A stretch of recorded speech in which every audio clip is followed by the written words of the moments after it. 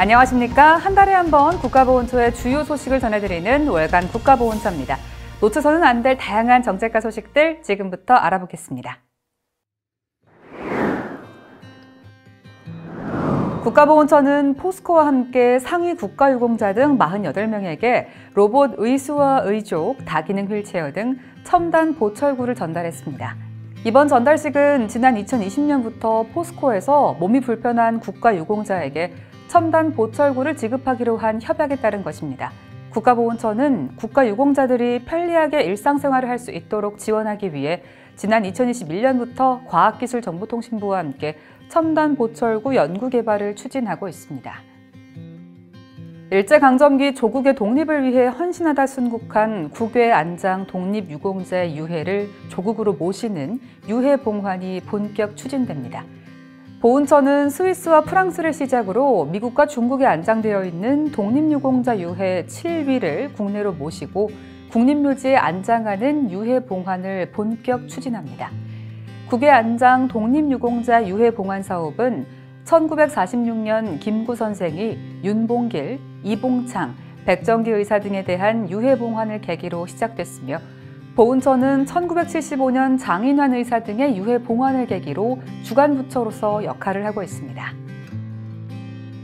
제93주년 학생 독립운동 기념식이 지난 11월 3일 광주 학생 독립운동 기념탑에서 거행됐습니다. 그날처럼 우리답게라는 주제로 진행된 이번 기념식에는 박민식 국가보훈처장을 비롯해 독립유공자 유족과 광주 지역 학생 독립운동 참여학교 후배 학생 등 300여 명이 참석했습니다. 국가보훈처장은 기념사를 통해 대한민국의 청년 학생들이 선배 학생들의 고귀한 뜻과 정신을 이어받아 자긍심을 갖고 더 큰 미래의 주역으로 성장해 나가는 계기가 되기를 바란다고 밝혔습니다.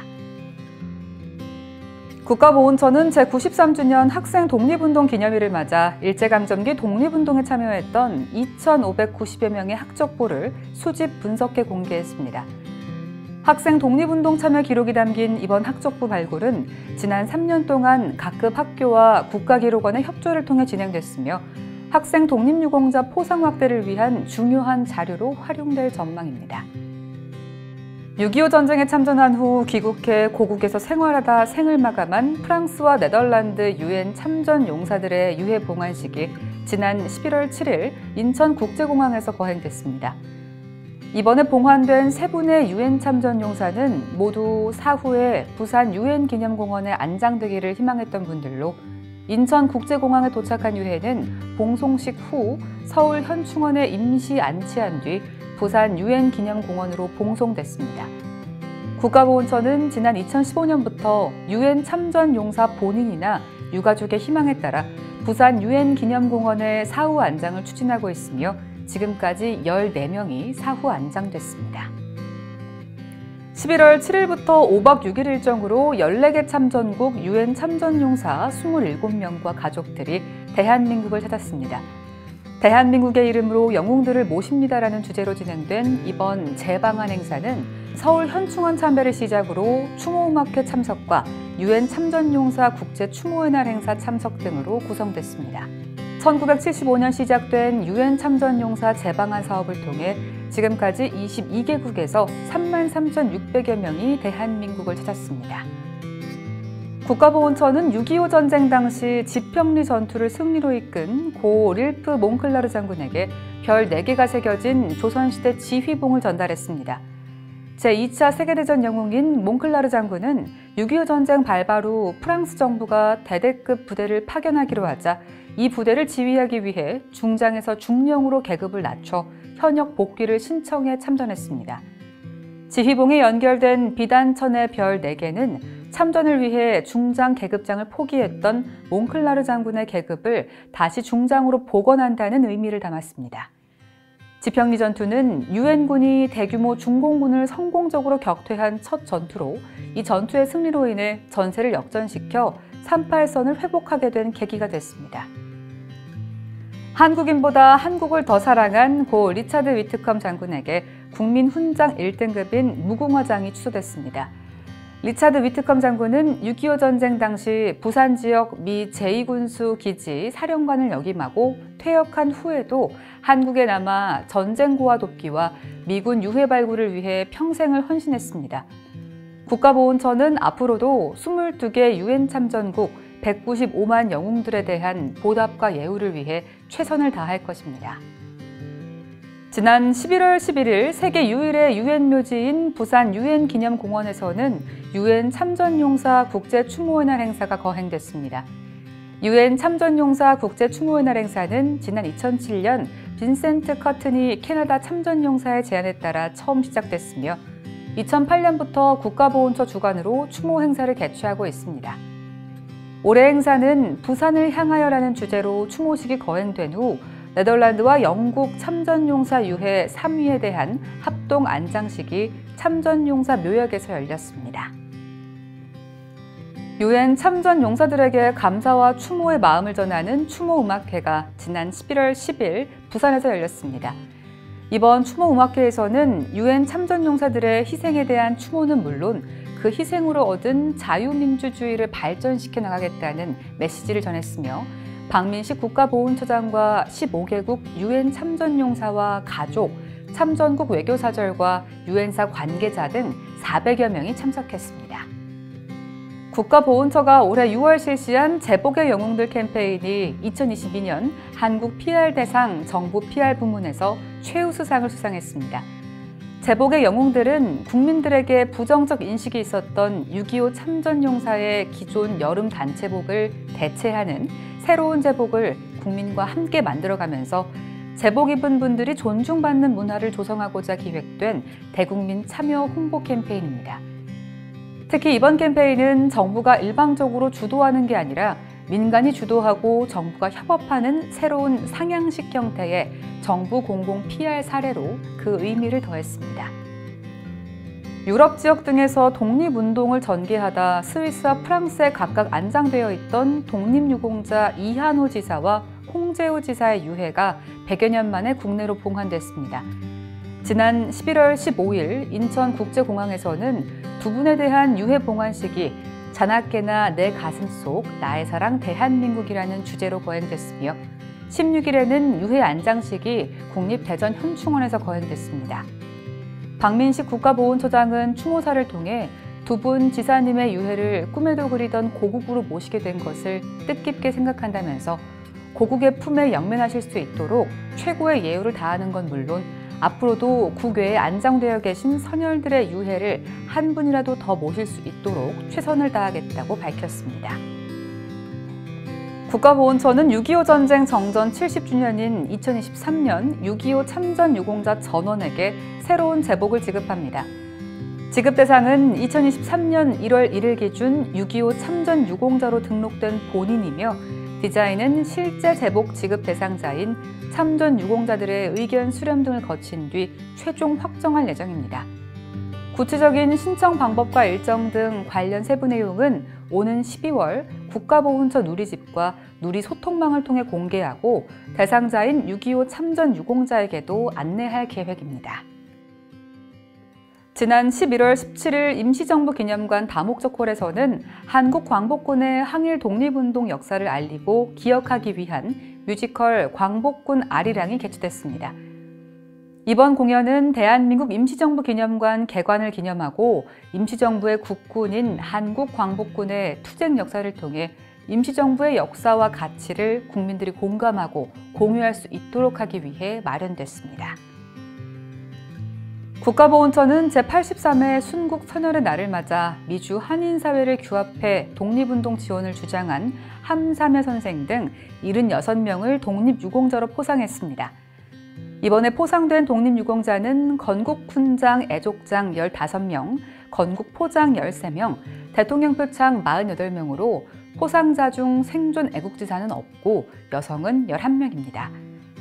특히 이번 포상에서는 국가보훈처의 자료 발굴 등의 노력으로 미주 지역 독립운동가 12명과 광주 학생운동에 참여해 활동한 독립운동가 5명이 포함됐습니다. 지난 11월 17일 서울 서대문형무소 역사관에서는 제83회 순국 선열의 날 기념식이 개최됐습니다. 나의 길, 새로운 길이라는 주제로 거행된 기념식에는 독립유공자 유족과 정부 주요 인사, 미래세대 등이 참석했습니다. 특히 정부 기념식으로는 최초로 수많은 독립운동가들이 투옥됐던 역사적 현장인 서대문 형무소 옥사 내부를 무대와 객석으로 활용해 독립운동의 길을 걸어갔던 순국 선열들의 정신을 기릴 수 있도록 기획했습니다. 제83회 순국선열 애국지사 영명 추모제전이 11월 17일 서대문 독립공원 독립관에서 열렸습니다.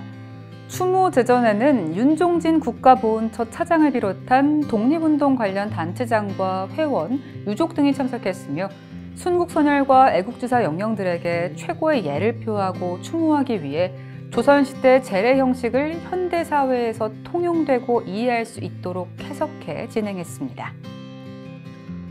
지난 11월 17일 국립서울현충원 현충관에서는 우당 이회영 선생 순국 90주기 추모식이 열렸습니다.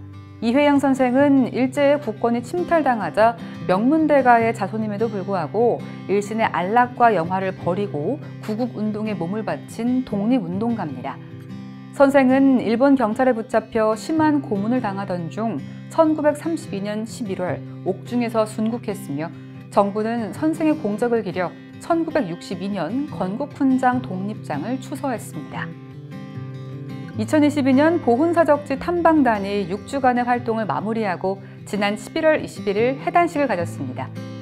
보훈사적지 탐방단은 우리의 한 세기를 기억하다라는 주제로 강원권과 경상권, 전라권의 보훈사적지를 방문해 체험하면서 보훈의 역사와 가치를 배우는 시간을 가졌습니다.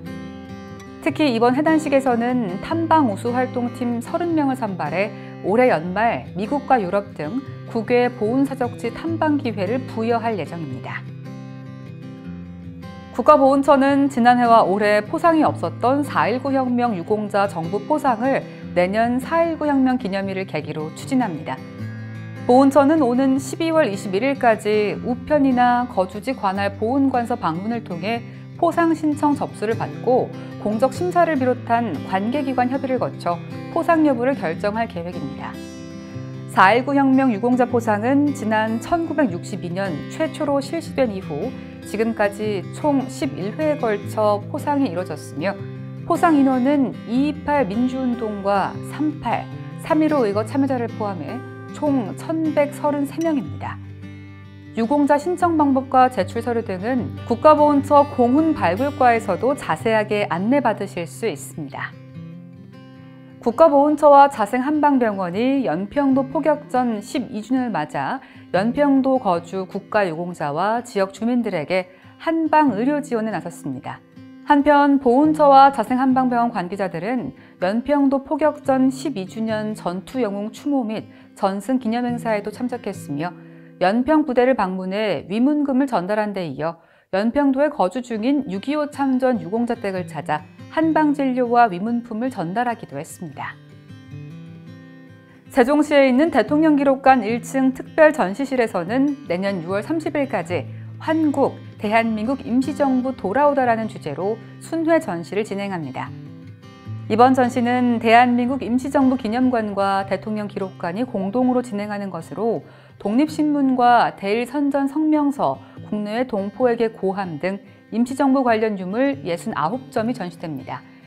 전시회는 매주 월요일을 제외하고 오전 10시부터 오후 6시까지 무료로 관람하실 수 있습니다.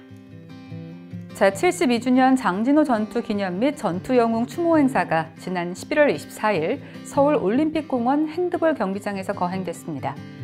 장진호 전투는 1950년 11월 27일부터 12월 11일까지 함경남도 장진호 부근에서 중공군 7개 사단에 포위된 미국과 영국 참전용사, 카투사와 경찰 화랑 부대원들이 적의 포위망을 뚫고 함흥으로 철수에 성공해 중공군에게 큰 타격을 입히면서 남하를 지연시킨 작전으로 미 해병대 역사상 가장 치열한 전투의 하나로 꼽히고 있습니다.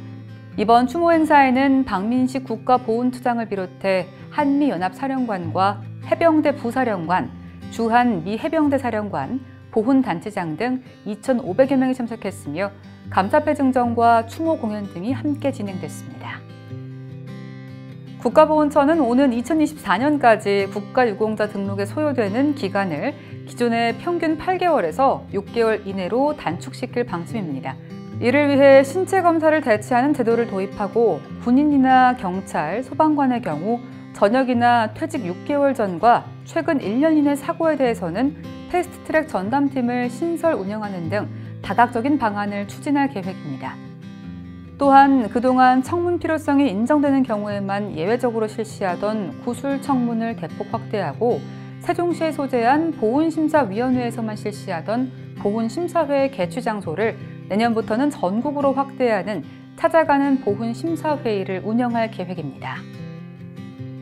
TV 나라사랑 유튜브 채널에서는 보고싶다 전우야 콘텐츠를 제작 업로드하고 있습니다. 보고싶다 전우야는 참전용사들의 전쟁 경험담과 함께 찾고 싶은 전우에 대한 사연을 영상을 통해 소개하는 콘텐츠이며 영상 제작에 참여를 원하거나 사연에 소개된 전우에 대해 알고 계신 경우에는 국가보훈처 대변인실 044-202-5092로 전화 주시거나 자막에 안내되는 이메일로 연락 주시기 바랍니다. 전우찾기 프로젝트 보고싶다 전우야에 보훈가족 여러분의 많은 관심과 참여 부탁드립니다. 국가보훈처의 다양한 소식을 한데 모아 전해드리는 월간 국가보훈처, 지금까지 2022년 12월호 함께 하셨는데요. 구독과 알림 설정으로 더 편리하게 시청하시기 바랍니다. 이번 달 준비한 소식은 여기까지입니다. 시청해주신 여러분 고맙습니다.